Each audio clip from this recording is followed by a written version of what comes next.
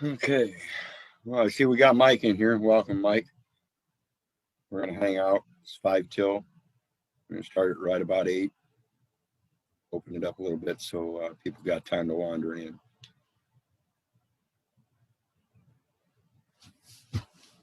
Hope everybody's having a good day, enjoying life, living life, loving life as always. I'm just going through and gathering up some notes here while we hang out and wait.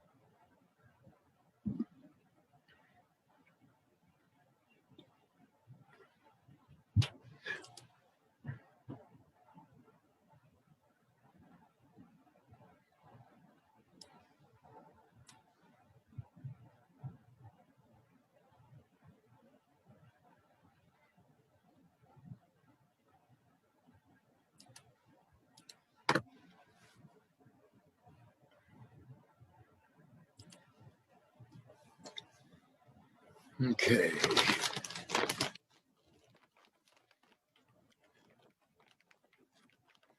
Meetings never seem to start out very big. I don't know why. You would think people would be wanting information about correcting a master trust account.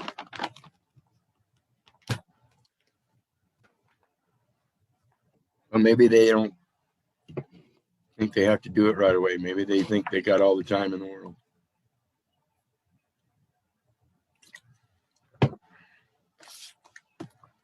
I hope not, because things are moving fast nowadays.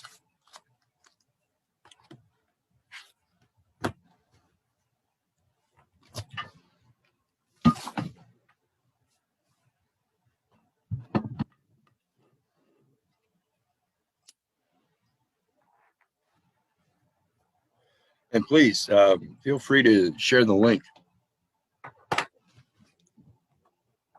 We could always use as many people as needed, as many people as we can get.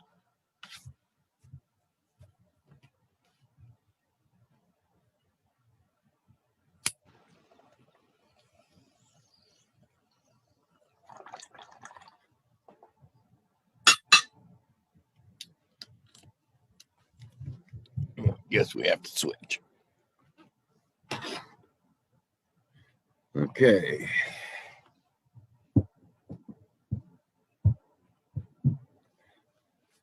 All right. Well, like I said, I hope everybody's having a good day, enjoying life, living life, loving life.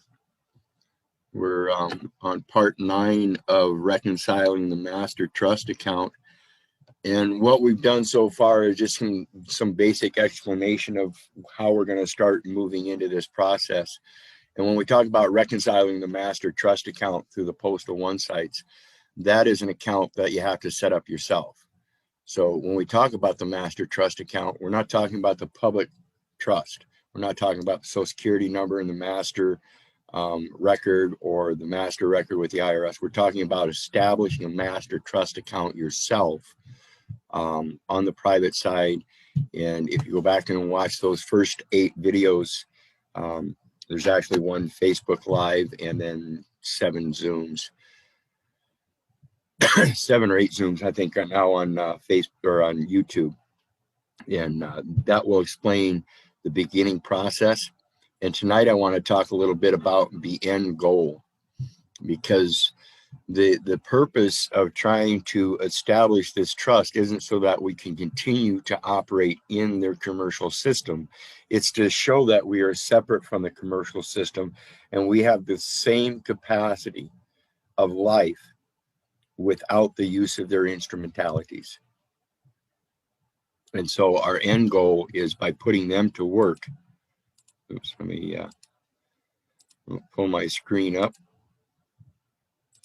And this is in regards to what I've spoken on in the first few parts, in regards to the birth certificate or certificate of live birth and exchanging it for another certificate.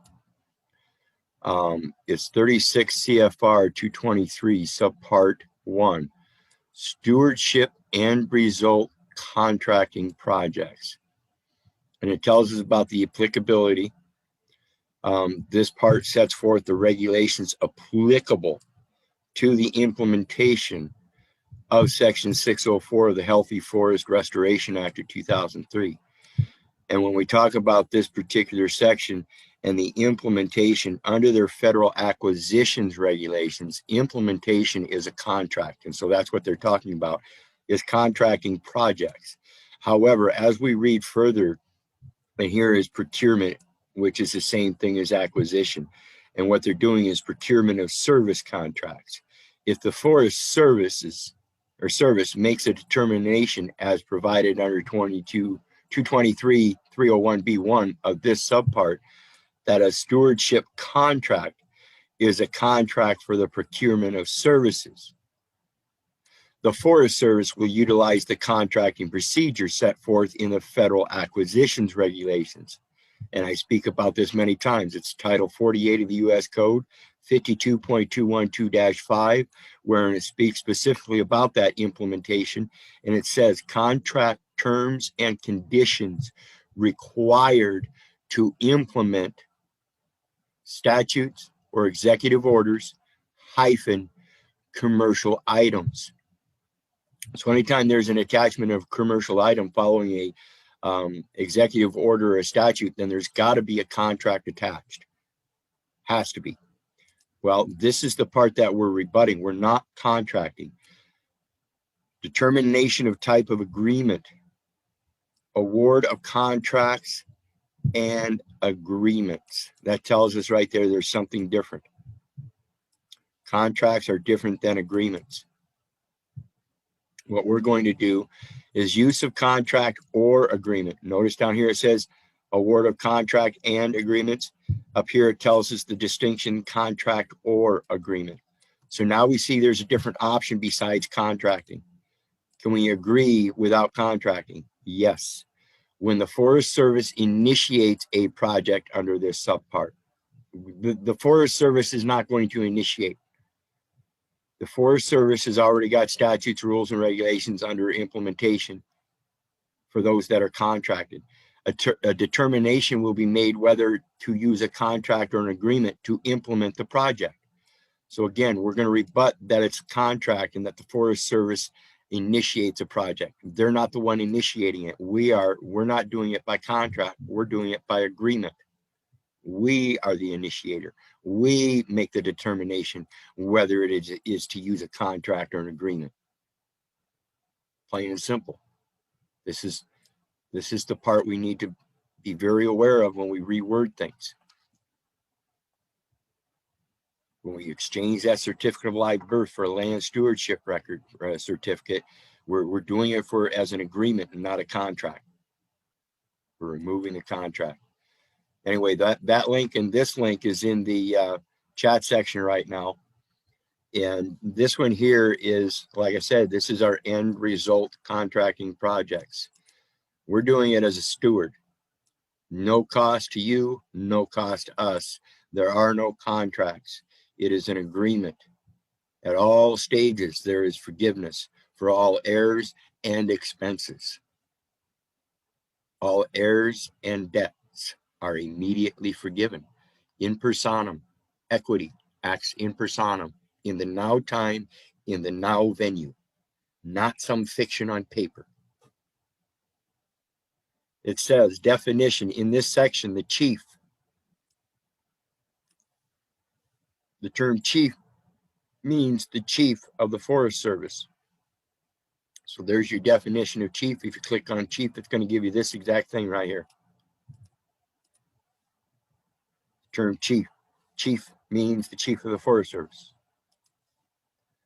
Director, same thing. The term director means the director of the Bureau of Land Management. So we deal with the Forest Service, of which is directed by the Bureau of Land Management via agreement or contract as appropriate. If we are not funded, and we are the ones that actually fund things based upon a credit, then it is merely a transfer and it is no longer a funding. And that is the appropriate term. We'll see that later on in research where they're going to talk about funding and advance. And we're not in this for commercial purposes. Those are all commercial terms. To appropriately define it, if you're going to use commercial terms, we're the total creditor. We give all credence to him, which he made all things. So all things you get from the land and the soil and the water and the air were actually created from him. Land management goals. The land management goals of a project under subsection B may include any of the following. Again, it's got to be an agreement under B. We have to project. We have to give our vision of what we are looking for. We're not looking for commercial purposes. And we're going to find out that on the forest lands, it's all about forestry and timber rights. Timber rights. You're not going to be operating a mill. You're not going to be cutting down so many trees. The land's only going to have so many trees on it, or the land that does have trees on it, it's not going to be for timber use. It's all going to be for private. Keep your nose out. That's how we manage the land. Agreements or contracts, procurement procedure, a source for performance of an agreement or contract under subsection B shall be selected on a best value basis. Great, because a word fitly spoken is like golden apples in silver frames. And so I say, coin the words or purse the lips, because if you know the true value, it's based on doing his good works, knowing that we are all responsible to one another and to God. Contract for sale of property, knowing that every piece of property that we define as, quote, property, no matter where you get this definition, he made all things. It came from him. So even property is his. A contract entered. See, this is the problem. If we enter a contract, then we have exited our actual station in life. We have entered into personage ourselves by entering the contract at the discretion of the Secretary of Agriculture, and that means there's an agricultural lien.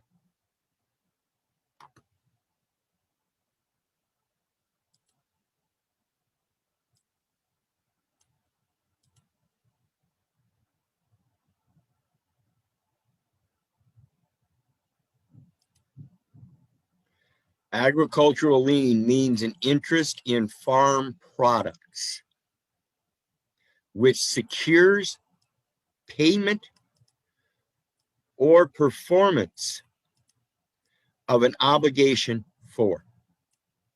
So if we make that obligation the good works, his good works, as we are responsible to one another and to God, then the performance of is a loan unto a nation, for we are to owe no man anything, and we are to be secure in that when we walk in his way.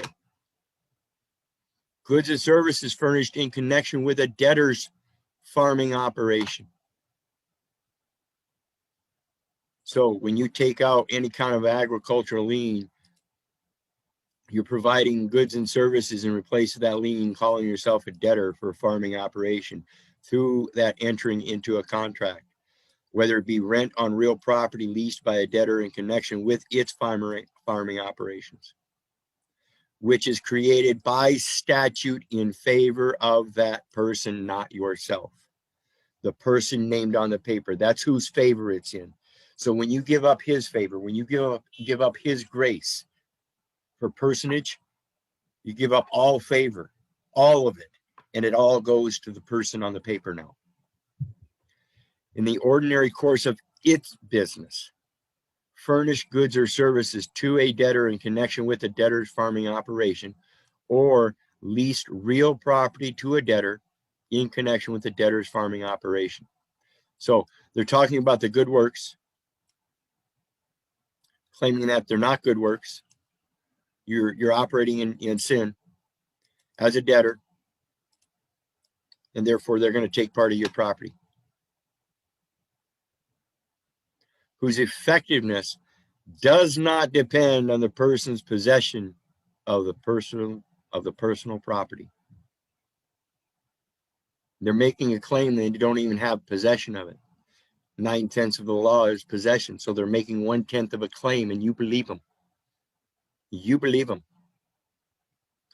This alone proves that no agricultural lien is actually equity. It proves the favor of one through a statute.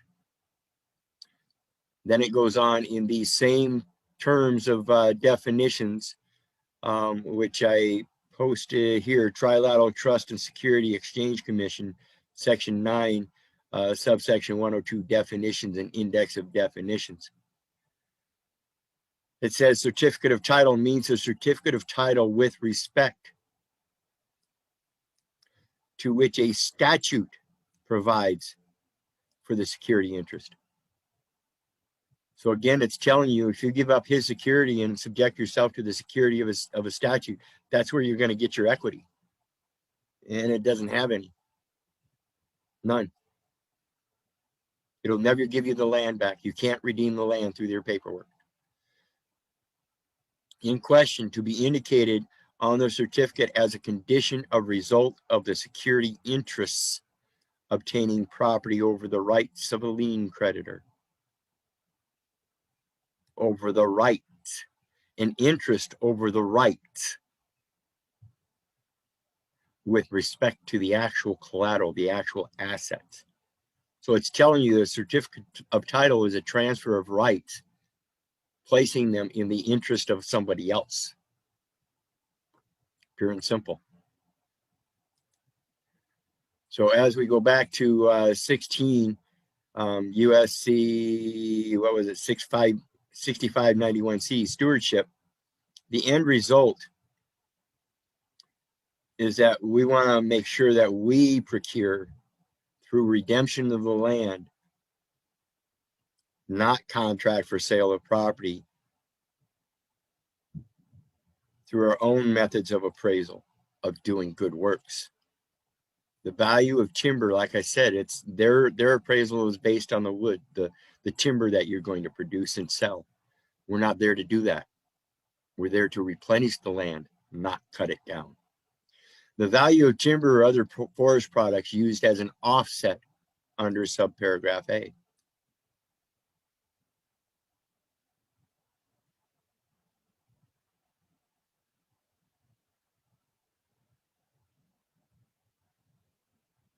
In general, the chief and director may apply the value of timber or other forest products removed as an offset against the cost of services received under the agreement.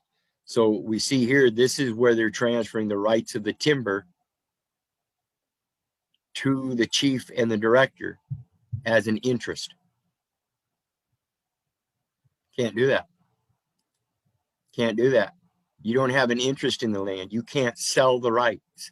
You can't sell the property rights. You can't sell nothing according to the land, because the land shall not be sold forever, for it is mine, and ye are strangers and sojourners with me.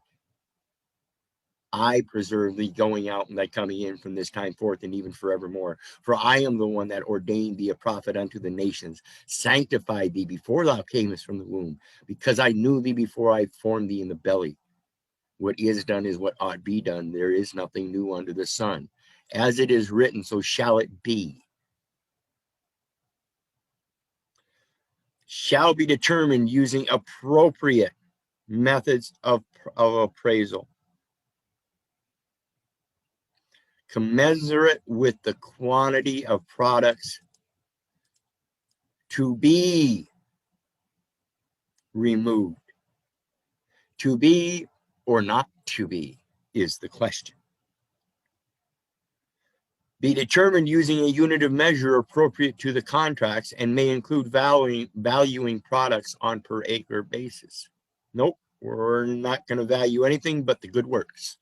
That's the measure of value. The good works of a man. And a man's talents are worth $75 in gold, or 75 pounds in gold. So if a man goes forth every day with 5 talents, he's worth how much? That's 600 pounds of gold. Relation to other laws, notwithstanding subsection D and G of section 472A of this title, the chief may enter into an agreement or contract under subsection B, notwithstanding the Materials Act of 1947, 30 U.S.C. 602. The director may enter into agreement or a contract under subsection B. So, section 472A of this title, again, timber sales on National Forest System lands. When we get that land stewardship certificate, we're removing it from the National Forestry System. It's now going to be private. We're not in it for timber sales or National Forest System lands. Nope, it's removal. So when we talk about the Materials Act of 1947, that 30 U.S.C. 602A, bidding, advertising, and other notice, conditions for negotiation of contract. We are not negotiating a contract. We are not bidding. We are not advertising. We are giving notice of the conditions for the negotiation. Period.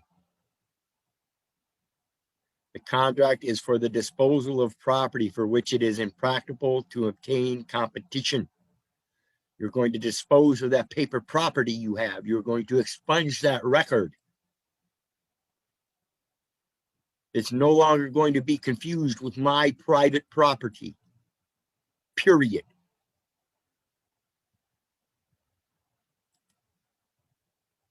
Contracting officer, notwithstanding any other provision of law. That's telling you right there. The contracting officer has no standing. No standing. Read it correctly. And it's provision of law. That tells you that it has to be provided. The secretary, if it has to be provided, then where's the one? What about the one on your heart? See, that's the predicament they're in. They talk about prescribed and all this. How do you prescribe something that's already written? What is done is what ought to be done. There is nothing new under the sun. As it is written, so shall it be. This total babble. Secretary of the Interior may determine the appropriate contracting officer to enter into and administer an agreement or contract. So it's not just anybody that can jump into a contract and say, well, you got to listen to me because he says so. It don't work that way. The secretary may determine the appropriate contracting officer to enter into and administer an agreement or contract. That means through the secretary, the contract has to be determined first, whether it's an agreement or a contract, and then the appropriate contracting officer can be entered into it. They talk about fire liabilities. If you're not, listen, that's all insurance. It's all documented records that don't pertain to the origin of anything. Receipts in general, the chief and director may collect monies from an agreement. Let it not be confused. Monies from an agreement does not mean the agreement itself, whereas the agreement itself is money. And the agreements within that whole agreement determines different species of monies. They're the different obligations according to the paperwork. If you give it one source of money, then none of the collect monies occurs. Oh, no man, anything. If the collection is a secondary objective of negotiating the contract that will best achieve the purpose of this section.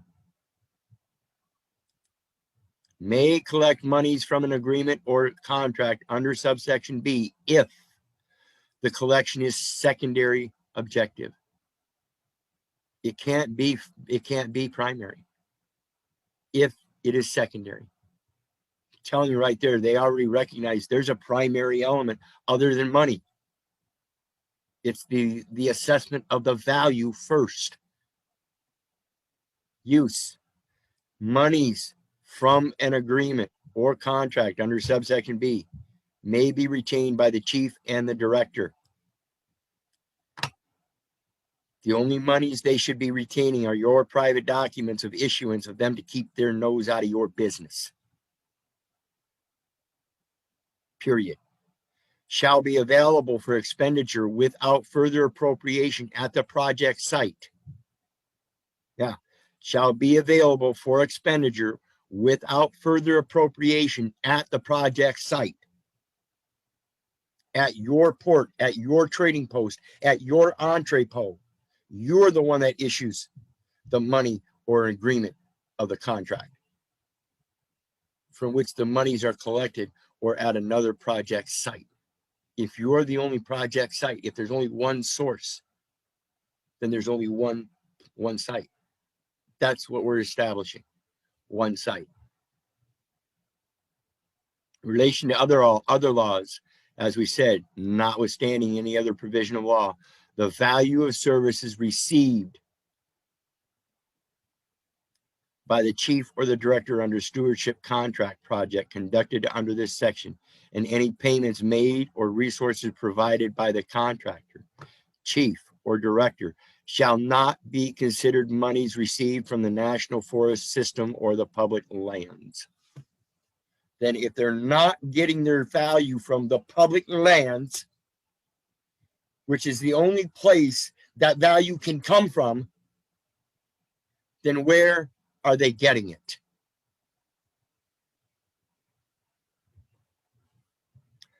The Knutson-Vandenberg Act shall not apply to any agreement or contract under subsection B.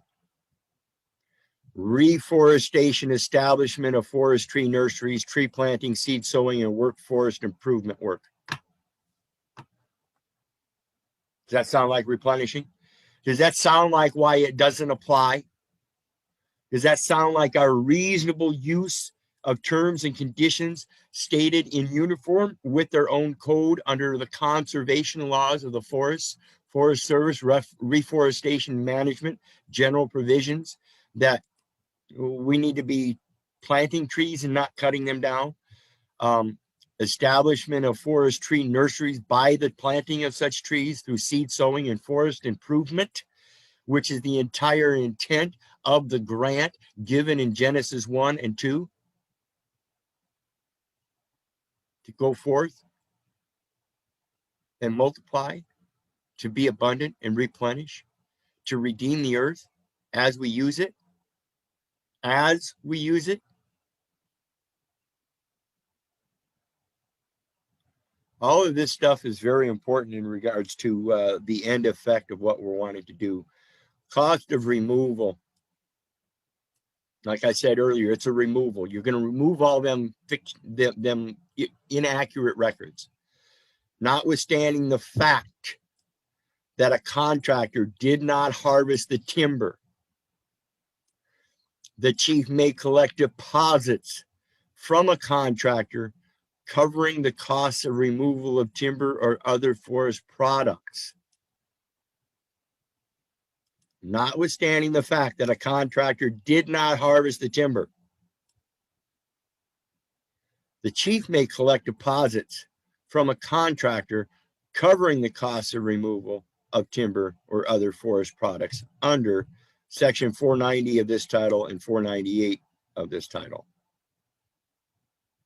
Does that sound right? Notwithstanding, so they don't have any standing, the fact that a contractor did not harvest the timber tells you why they don't have standing, because nobody harvested timber. And they're saying that the chief, without standing, may collect deposits from a contractor covering the costs of removal of timber or other forest products. Is that paper a forest product? Or is all the commercial paper forest products? Deposits from timber purchasers to defray costs of disposing debris. So again, we're not harvesting. Somebody else is obviously purchasing debris.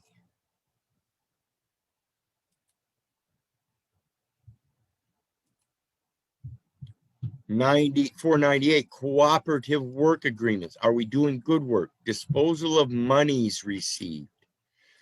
Refund of excess. Payment from appropriation. Conflict of interest.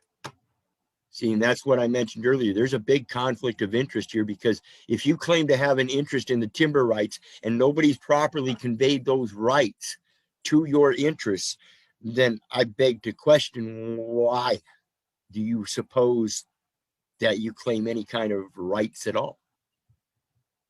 I find that kind of stupid. I think anybody of reason and logic would find the stupidity in that. Performance and payment guarantees. In general, the chief and the director may require performance and payment bonds. See what they slipped in there? The chief and the director may require performance and payment bonds. So now we're no longer talking about just payment. Now we have another noun attached to the verb. Payment bonds. Under Section 28103-2 and 28103-3 of the Federal Acquisitions Regulations. So when you get that certificate of live birth and you trade it, one bond for another, a certificate of title for another certificate of title, and convey that the terms therein to its proper use, you destroy everything they've got, every document they've got, every last one, in an amount that the contracting offer considers sufficient to protect the investment in receipts by the federal government generated by the contractor. Again, if we're not contracting, there's no receipts to be generated, no costs, no need for them to protect it. They have no duty. You relieve them of all of their duty from estimated value, because now you have a responsibility to one another and to God. So if you by chance see this land on fire, you have a duty under God and to myself, despite any commercial laws, to send somebody out and help. Because you never know. If you don't get it right away, it might spread to your own fucking yard. This is the reason and logic. Excuse my language. That's the value, folks. Excess offset value. Any excess offset value is going to be coming from me. I owe no man anything. And any excess I will give unto the nations. Biblical. They tell you about it right here. Learn how to read it. Learn how to present it in that scripture. If the offset value of the forest products exceeds the value of the resource improvement treatments, the chief and the director may, the landowner may give it forth freely. End of discussion. Anyway, cancellation ceilings, advance notice to Congress of cancellation ceiling excess of $25 million. This is the purpose of giving our international notice. Advance notice to Congress. Which Congress? The Congress of the Swiss Confederation, the UPU, Uniform Custom Code, the Congress of the UN, the Hague Convention, all of it, the International Forum. We're going to let the world know there is no longer, it's a cancellation of the ceiling in excess of 25 million. Period. I don't care what the value is. It's no longer being valued at 25 million. It's being valued at the good works of God. Period. Transmittal of notice to OMB, Office of Management and Budget. So now we see we got to include the Office of Management and Budget, along with the Bureau of Land Management and Forest Service. Monitoring and evaluation.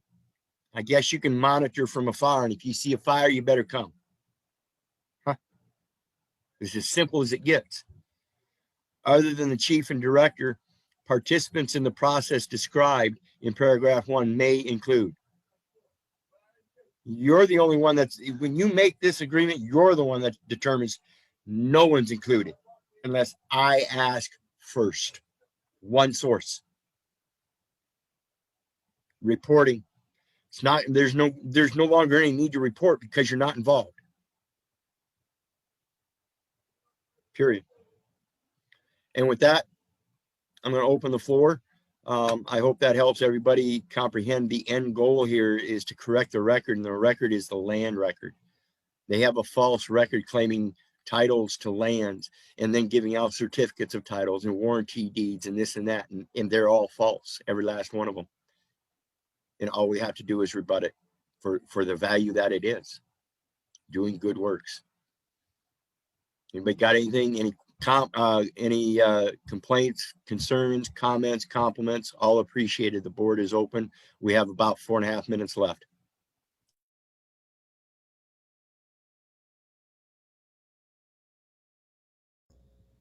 Okay, Keith, can you hear me? Yes, brother, please. Okay.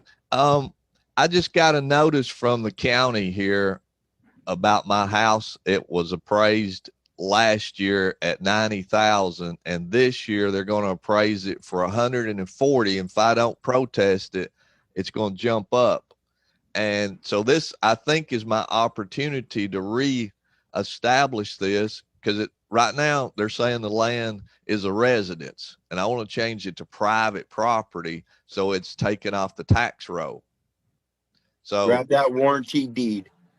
Go down to the county courthouse, get that warranty deed. You're going to find out that that warranty deed isn't attached to an affidavit. It means it's not secured. That's why it's sitting on the county record. Somebody abandoned it. They don't have it in their private possession. So you're going to claim that warranty deed by putting a $1 stamp on the top left-hand corner. You're going to sign it, put your thumbprint on the bottom right-hand corner. You're going to take that not document number. You're going to take it and publish it in the newspaper as a notice and acknowledgement of warranty deed filed at the courthouse under this number.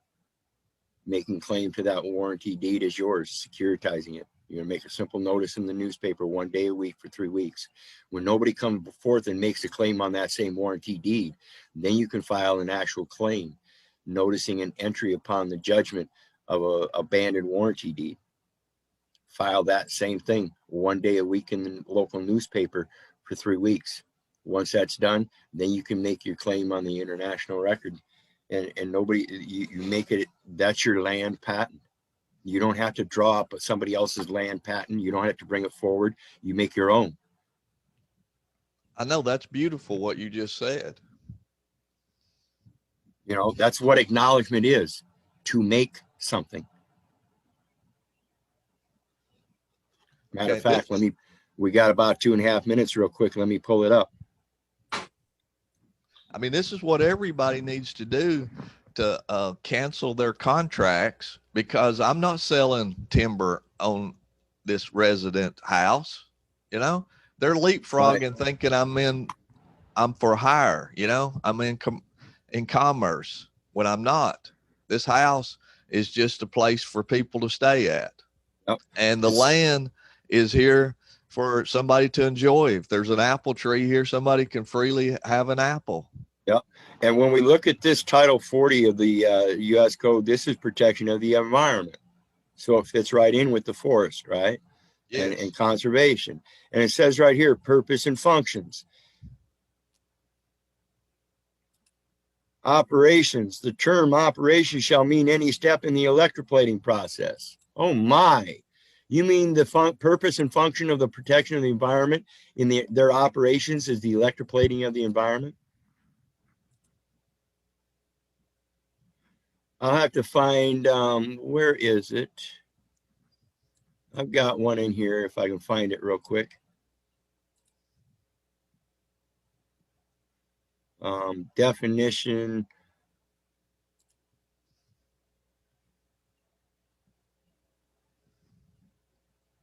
of acknowledge.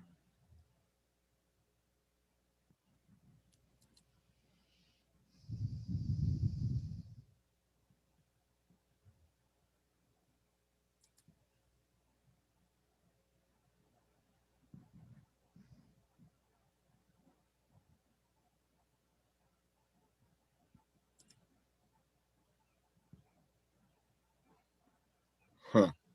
I'll have to find it, but there's a definition in here somewhere. And this is where they talk about transfer of property right, where they pull in their interest. But anyway, I'll find it sooner or later and post that definition of acknowledgement and tell